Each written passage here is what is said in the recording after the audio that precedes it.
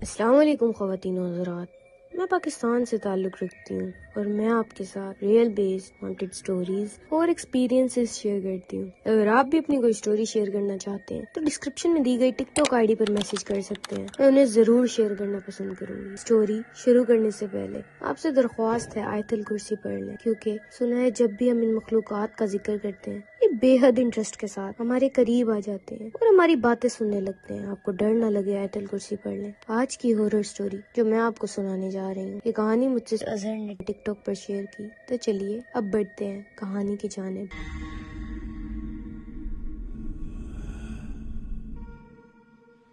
السلام علیکم، میرا نام اظہر ہے اور میں اسلام آباد سے تعلق رکھتا ہوں۔ آج کا یہ ریئل لائف قصہ جو میں آپ کو سنانے جا رہا ہوں، یہ کوئی کہانی نہیں بلکہ میرے ساتھ اصلی دنیاوی زندگی میں ہوا ہے۔ آپ کا وقت برباد کیے بغیر آپ کو بتاتا ہوں اس قصے کے بارے میں۔ تو یہ بات ہے 2022 کے سٹارٹ میں، کرونا ختم ہوا تھا۔ میری چھوٹی موٹی کپڑے کی دکان تھی جو کہ کرونا کے ٹائم میں ہی ختم ہو گئی تھی۔ 2022 کے شروع میں میرے حالات بہت زیادہ خراب تھے، میں جاب کی تلاش میں کبھی ادھر تو کبھی ادھر۔ خیر ایک دن میں اپنے دوستوں کے ساتھ بیٹھا ہوا تھا تو انہوں نے میرے سے پوچھا کہ تم پریشان لگ رہے ہو، خیر ہے؟ تو میں نے ان کو بتایا کہ میرے مالی حالات کچھ ٹھیک نہیں اور مجھے نوکری کی سخت ضرورت ہے۔ تو میرے دوستوں نے مجھے حوصلہ دیا اور کہا کہ ہم مل کر ڈھونڈتے ہیں اور تمہیں بتاتے ہیں۔ ایک دو دن گزرنے کے بعد میرا ایک دوست میرے گھر آتا ہے اور مجھے کہنے لگتا ہے کہ اس نے میرے لیے ایک جاب ڈھونڈی ہے اور وہ مجھے پہلے ہی وارن کر رہا تھا کہ شاید میں یہ جاب نہ کر پاؤں، بٹ میرے ہی اصرار کرنے پر وہ مجھے کہنے لگا کہ اسلام آباد کے آؤٹ اسکرٹس میں ایک مورچری ہے، وہاں پر نائٹ شفٹ میں ایک ورکر کی ضرورت ہے۔ آپ کو بتاتا چلوں، مورچری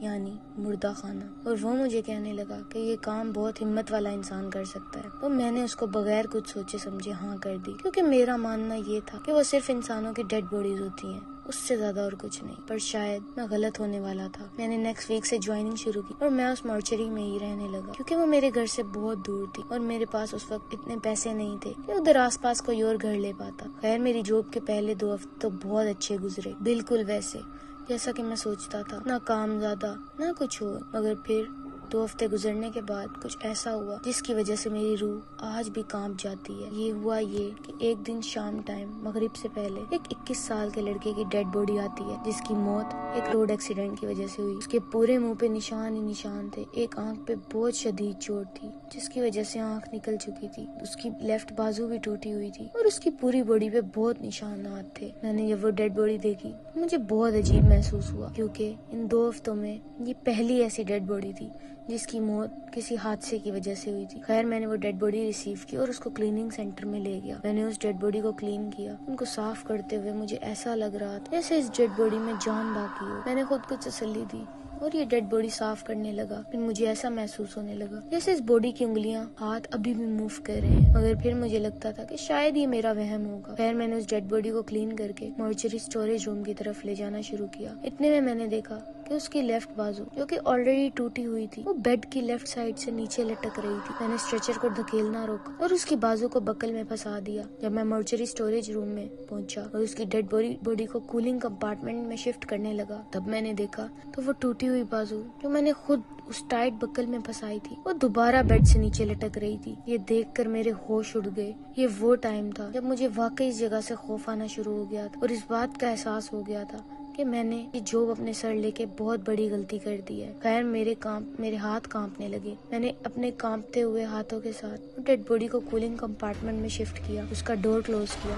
اور لاک لگایا۔ اس وقت میری سانسیں اتنی بھاری ہو چکی تھی کہ میں کیا بتاؤں۔ پھر میں جیسے کیسے اس اسٹوریج روم سے باہر آیا اور اسے بھی لاک کیا اور اپنے روم میں چلا گیا جدھر میں روز سوتا تھا۔ ادھر پہنچ کر میں نے اپنے گھر کال کی۔ بارش بہت تیز ہو رہی تھی جس کی وجہ سے سگنلز کا پرابلم تھا، اس لیے ٹھیک سے بات نہیں ہو پا رہی تھی۔ میں نے انہیں اس بارے میں کچھ بھی نہیں بتایا اور میں نے ان کو کال بھی اس لیے کی تھی تاکہ میں نارمل ہو جاؤں اور یہ سب بھول سکوں۔ خیر ان سے بات کر کے میں کافی حد تک نارمل ہو گیا۔ میں نے رات کا کھانا بنایا، کھانا کھایا، چائے پی اور ایک بار پوری مورچری کا راؤنڈ لگانے نکل گیا، کیونکہ یہی میری جاب کا حصہ تھا۔ میں نے پوری مورچری کا راؤنڈ لگایا، سب دروازے چیک کیے، سب کو لاک کیا اور واپس اپنے روم میں پہنچ گیا۔ میری آنکھ لگ گئی، پھر رات کے تقریباً 2 یا شاید 2:15 کے قریب میری آنکھ کھلی اور باہر ابھی بھی بہت تیز بارش ہو رہی تھی۔ خیر مجھے ایک عجیب سی آواز آ رہی تھی جیسے کوئی لوہے پہ لوہا مار رہا ہے، وہ بھی بہت زور زور سے۔ خیر آپ تو جانتی ہیں پاکستان میں بارش ہو رہی ہو تو لائٹ نہیں آتی تو فل گھپ اندھیرا تھا. میرے پاس ایک ٹارچ تھی. میں نے ٹارچ چلائی اور اس آواز کا پیچھا کرنے لگی.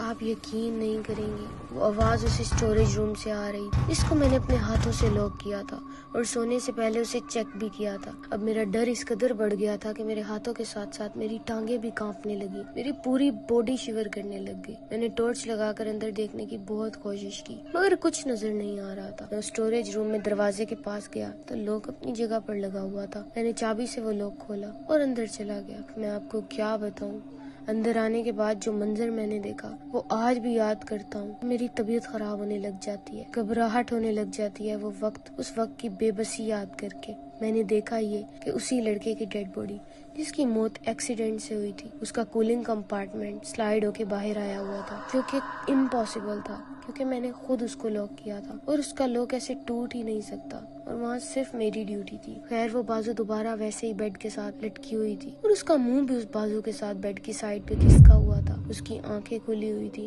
اور وہ بس مجھے ہی گھور رہا تھا. آپ خود سوچیں اس وقت میری بے بسی کا کیا عالم ہوگا. باہر اتنی شدید بارش ہو رہی تھی, بجلی چمک رہی تھی, لائٹ بھی نہیں تھی اور میں اس مورچری کو چھوڑ کر بھاگ بھی نہیں سکتا تھا. خیر میں نے روتے ہوئے اونچا اونچا اللہ کا نام لینا شروع کیا. میں بہت زور سے رونے لگا, بہت اونچی اونچی آواز میں آیت الکرسی پڑھنے لگا اور مجھے اس ٹائم جون جون سی صورت آتی تھی. میں نے اس کا ورد کرنا شروع کیا. میں نے روتے روتے اس ڈیڈ باڈی کو دوبارہ ریپ کیا اور اس کنٹینر میں واپس رکھا اور اپنے کانپتے ہوئے ہاتھوں سے اسے لاک کیا اور جا کے اپنے روم میں لیٹ گیا. اس کے بعد میں بس اپنی رات گزارنے کی کوشش کرنے لگا. مجھے نہیں فرق پڑ رہا تھا کہ لائٹ آ رہی ہے یا نہیں, بارش ہو رہی ہے یا نہیں. میں بس اپنے بیڈ پہ لیٹا ہوا تھا اور روتے ہوئے اللہ کا نام لے رہا تھا. وقت ایسے تھا جیسے تھم گیا ہو. کمرے میں لگی گھڑی کی ٹک ٹک مجھے بے چین کر رہی تھی. خیر جیسے تیسے میں نے رات گزاری. اگلا دن ہوتے ہی میں نے اس جاب سے ریزائن دے دیا اور میں واپس اپنے گھر آ گیا. مجھے کئی دن اسی ڈیڈ باڈی اور اس رات کے خواب آتے رہے اور میں ٹھیک سے سو نہیں پاتا تھا. پر کچھ مہینے بعد سب نارمل ہو گیا. لیکن آج بھی اگر میں کبھی یہ قصہ کسی کے ساتھ شیئر کرتا ہوں تو میرے اندر ایک عجیب سا خوف اور بے چینی آ جاتی ہے. یہی تھا میری زندگی کا وہ قصہ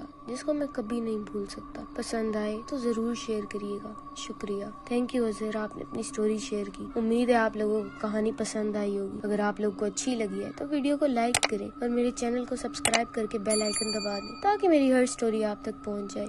اسی کے ساتھ اپنا خیال رکھیں اور مجھے دیں اجازت. ملتے ہیں ایک نئی ہارر سٹوری کے ساتھ. اللہ حافظ.